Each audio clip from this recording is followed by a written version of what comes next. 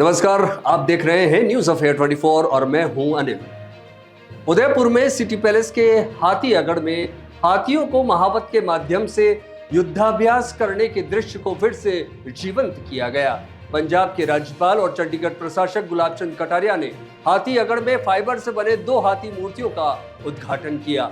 इस दौरान कटारिया ने कहा कि मेवाड़ के गौरवशाली इतिहास के पन्नों में महाराणा प्रताप के हाथी राम प्रसाद का नाम भी दर्ज है, जिसने न सिर्फ विदेशी आक्रांता और अकबर की सेना से युद्ध किया, बल्कि बंदी बनाए जाने के बाद अन्न जल त्याग कर अपने प्राण न्योछावर कर दिए। ऐसा इतिहास जहां मूक बधिर जानवर भी पराधीनता स्वीकार नहीं करते थे, वो इतिहास यहाँ का है। इसे अब सिटी पैलेस के जरिए भावी पीढ़ी भी जान सकती है। इस मौके पर मेवाड़ राजवंश के कुलदीपक डॉक्टर लक्ष्यराज सिंह मेवाड़, राज्यसभा सांसद चुनीलाल गरासिया, लोकसभा सांसद डॉक्टर मन्नालाल रावत, विधायक ताराचंद जैन और विधायक फूल सिंह मीणा भी मौजूद थे। आज से नहीं, मेवाड़ इस राजघराने के प्रति बप्पा रावल से लेकर अब तक जितने राजवंश के लोग हुए हैं, उन्होंने देश और धर्म के लिए ही जी करके किया, इतिहास बनाया। पर पता नहीं लक्ष्यराज जी की योजना क्या थी कि आज उन्होंने इस कार्यक्रम के माध्यम से हमें यहाँ बुला कर के हम सब जनप्रतिनिधियों का सम्मान किया।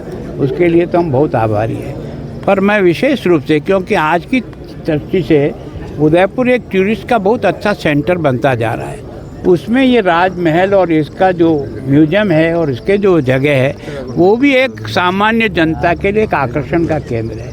मैं सोचता हूँ इस टूरिज़्म को बढ़ाने के भगवत सिंह जी ने जो पहला प्रयास किया, उसकी बदौलत आज उदयपुर में एक तरह से टूरिस्ट डेस्टिनेशन बना है।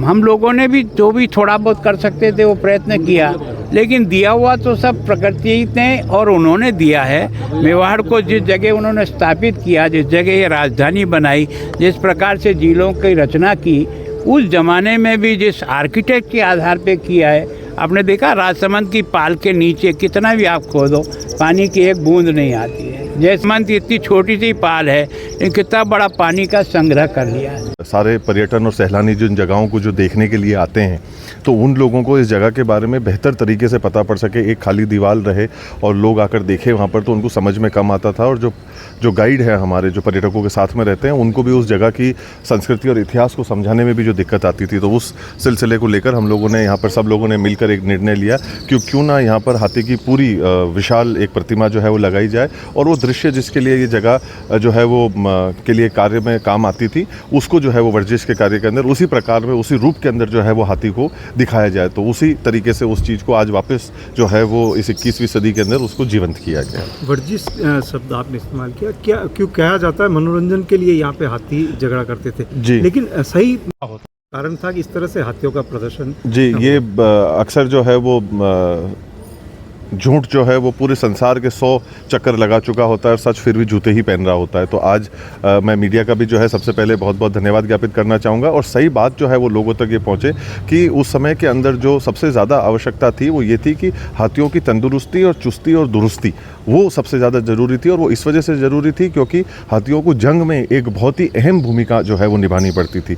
अगर आप हाथी की वर्जिश नहीं कराएंगे, आप मनुष्य की ही वर्जिश नहीं कराएंगे, तो वो स्वयं ही आलसी हो जाता है। तो उसी प्रकार से आज की तारीख में हाथी जैसा जो एक जानवर है, उसकी एक वर्जिश होना, उसकी एक चुस्ती जो है, फुर्ती जो है वो रहना, वो हमारे लिए कितनी आवश्यक है। हमने इन चीज़ों को, जो हकीकत की जो दास्ताएं जो है वो रही हैं राम प्रसाद के माध्यम से, जो हमने देखी हैं, सीखी है, समझी हैं, पढ़ी हैं, उसको पूरा जो है वो जीवित करने की जो है वो आवश्यकता है। कि हाथी जो एक युद्ध के अंदर एक मनुष्य को ले जाता है, उसका भरोसा अपने खुद के सारथी पे और हाथी पे, दोनों पे एक दूसरे के ऊपर इतना रहता है, और वो तब रह पाएगा जब हम फिट रहेंगे। आज की तारीख में हम लोग, इंसान जो है वो कुश्ती करता है, हम लोग इन चीज़ों के अंदर मेडल अंतर्राष्ट्रीय स्तर के ऊपर जीतते हैं तो हमको खुशी होती है।